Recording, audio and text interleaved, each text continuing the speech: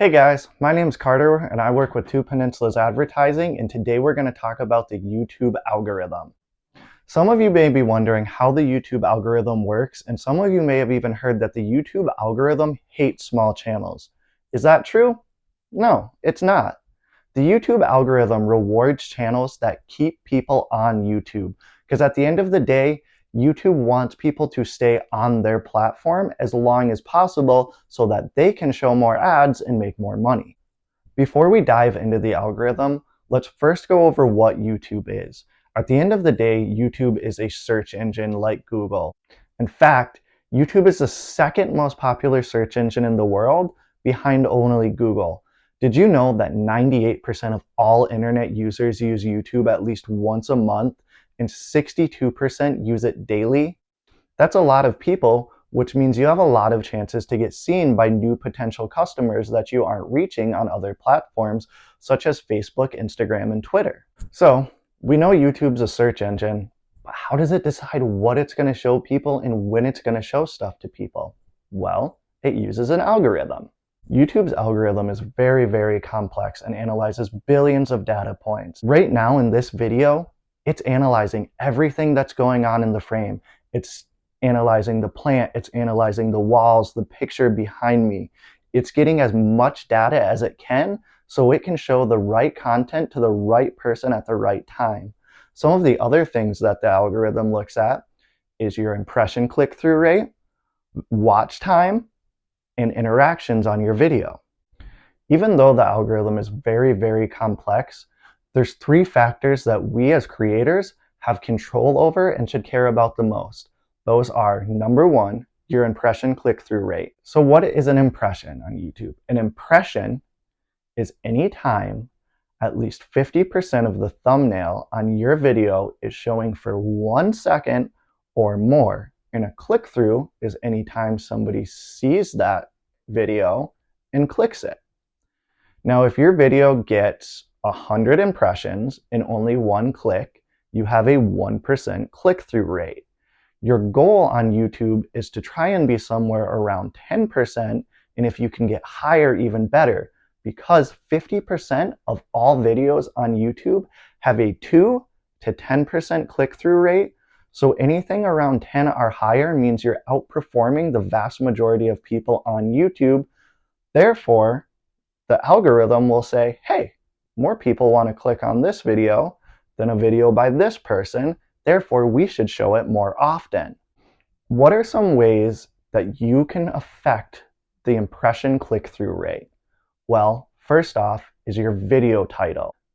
You need to use an interest-piquing and relevant title, something that will grab the user's attention and also let them know what your video is about. The other thing you can do is creating a good thumbnail. A thumbnail with bright or contrasting colors is more likely to catch somebody's attention than a thumbnail without. Another thing that you should do is always have a picture of yourself in the thumbnail also. Here's an example here of what I mean. If you're not sure how to get started on creating thumbnails, you should check out Canva.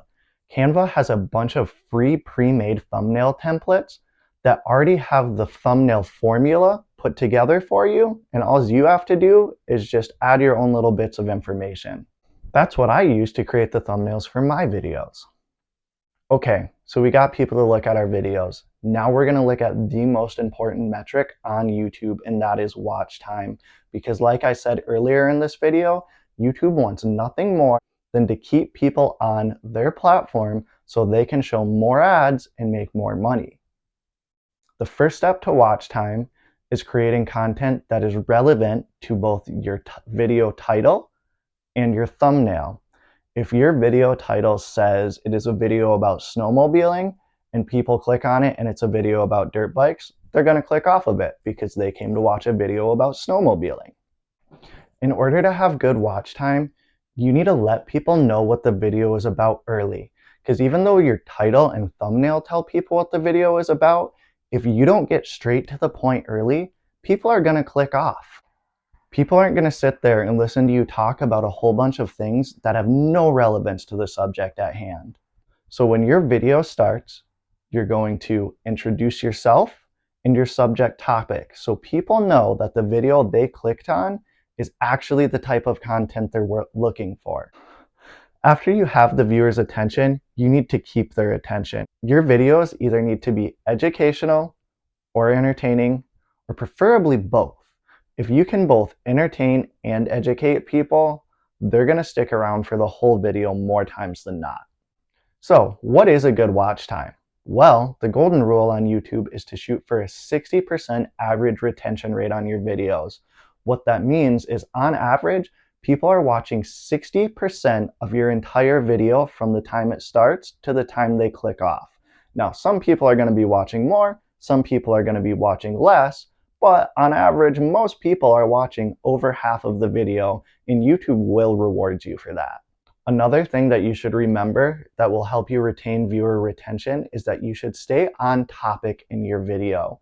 If your video is how to fix a kitchen sink, don't go on a 10-minute rant about flowers, because people are going to click off and they're going to click on the next video and find the information they want faster than you're delivering it to them.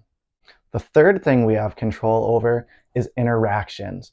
Interactions are likes, comments, subscribes, and clicks through to other videos of yours. Now, I know a lot of people think it's cringy when they see a YouTuber go, "Hey guys, like and subscribe to my channel," but there's a reason why all the successful YouTubers do it. It works. If you don't use a call to action, such as like and subscribe, most people won't even think to do it. And it's not because they don't like your content. People just need to be reminded to do these little things. And by reminding them to do these little things, you're helping yourself. All right, guys, now you know a little bit more about how the algorithm works. Hopefully, I provided you with some useful knowledge that will help you on your journey through YouTube. Make sure you like and subscribe if you liked this video. Leave a comment if you have any questions, and I'll see you next time. Bye.